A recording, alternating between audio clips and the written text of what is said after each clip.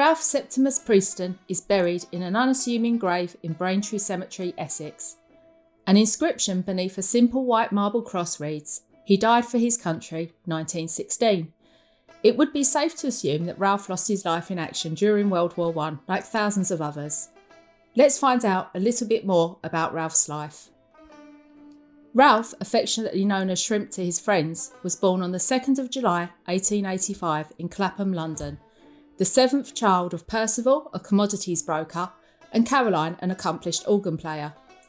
The year is 1842, and Ralph's paternal grandfather Henry, who was rumoured to be the illegitimate son of Frederick Francis I, Grand Duke of Mecklenburg and Schwerin, had immigrated to London after the Great Fire of Hamburg, having already married Martha Blanche Stockwell, who was living in Hamburg at the time. His father had provided generously throughout his childhood, helping Henry to build a thriving international business. Upon leaving school, Ralph's father Percival joined his father's company, becoming a partner on his 21st birthday. In 1872, Percival had married Ralph's mother Caroline, a wealthy widow, and they purchased Crescent House in Clapham Common as their family home. The year is now 1888. Percival has left his father's company and started his own business. Percival Preeston & Co., 48 Cornhill, EC1. He was also now a stockbroker. By this point, the Preestons had 7 children and a thriving business. Now was the right time for the family to purchase their next home, which was the Red House, 10 Chelsea Embankment, a grand 6-storey townhouse overlooking the Thames. The house was purchased for £4,000 and a further £3,000 was spent on furnishings, including an organ for Caroline's music room. The year is now 1890 and their lives have taken an unfortunate turn. Percival has been accused by a client, W.R. Brand, of having forestalled his market. Percival appeared before a meeting of the board of the Stock Exchange to give his evidence. On the 16th of October, the full committee voted 21-0 in favour of Percival's former client. He had been found guilty of disgraceful and dishonourable conduct. They unanimously voted to expel him from trading. Fortunately, the family had reasonable financial investments, but with Percival no longer working, the decision was made to sell 10 Chelsea Embankment and move to a more modest home known as Marshall's in London Road, Braintree, Essex. This location was perhaps chosen as several of their children boarded at a nearby school. The year is now 1896. Ralph is now 11 and a pupil of Felsted, a private school in a nearby village. Ralph has excelled here, gaining numerous commendations in French, science, history, maths and Latin. But sport is Ralph's first love. He had an amazing sporting career, having captained the first cricket team, hockey team and football team. The year is now 1904 and Ralph has won a scholarship to read history at Clare College, Cambridge. Here he continued his love of sport, becoming a hockey blue. He also rowed for his college. During Ralph's final years at Clare College, his father passed away, followed by his mother later that year. Ralph left Clare College, Cambridge, having gained a BA Class 3. The year is 1908. Ralph has boarded the SS Mongolia en route to Malaya to start work for the Straits Trading Company as a cashier. By 1913, Ralph has worked his way up to be the managing director of the Selangor branch. All reports suggest that he was greatly admired by his staff, not least because he turned the company from making a loss to a profit. While in Malaya, he continued his love of sport. Although he now suffered from a persistent knee injury, this didn't stop him playing cricket for Penang v Singapore.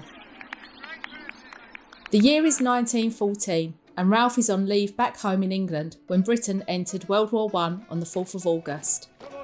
He didn't return to Malaya and immediately signed up as a gunner in the Honourable Artillery Company. The year is now 1915 and Ralph has been posted to Egypt with an artillery unit protecting the southern end of the Suez Canal. The canal, at 101 miles long, connecting the Red Sea and the Mediterranean, was a vital route for Britain. In June, whilst in Egypt, Ralph received notification that he was going to be posted to the Dardanelles as a gunner with the Royal Horse Artillery. It was en route to this posting that Ralph was caught in a sandstorm along with 15 other soldiers. This caused him to develop a chronic chest infection, which became progressively worse. He was soon so unwell that he was invalided home to recover. Ralph arrives back in England to recuperate. Once his health started to improve, he signs up for Cadet Officer Training Programme and heads to Topsham Barracks, Exeter, for 3 months. The year is now 1916, and Ralph has almost completed his officer training when word arrives that his brother is wounded and has been sent to the Royal Free London Hospital for treatment. Upon hearing the news, Ralph heads to London to visit him. He checks himself into the Thatched House Club, St James Street, an exclusive members-only gentlemen's club, to stay for the duration of his visit. It's the 29th of March 1916. During a visit to his brother in hospital, Ralph is suddenly taken very ill and is diagnosed with specific pneumonia. Ralph had spent much of the last 8 years in hot climates, only to return home to a very cold British winter with a chronic chest infection. Much to the shock of his family and friends, Ralph died at the hospital, where he only intended to be a visitor to his elder brother.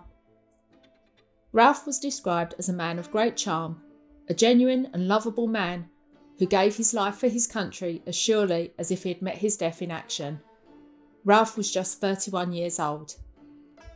Ralph is commemorated on a plaque in St Michael's Church, Braintree, and the Braintree and Bocking War Memorial.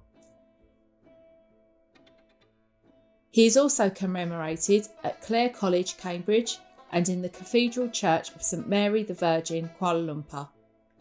Ralph was awarded 3 medals: the 15 Star, the British Medal and the Victory Medal, which were returned undelivered as they were sent to his defunct address in Penang. Ralph had never married and had no children.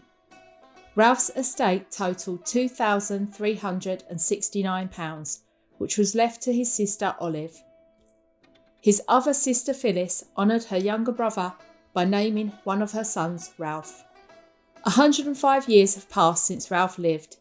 Sadly, the lettering on his grave has begun to fade and will soon be lost to future generations to see.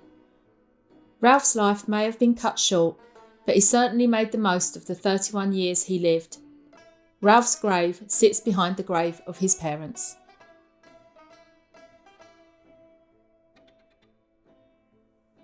If you find cemeteries as interesting as we do and enjoyed this video, please like and subscribe to make sure you're notified of our next upload.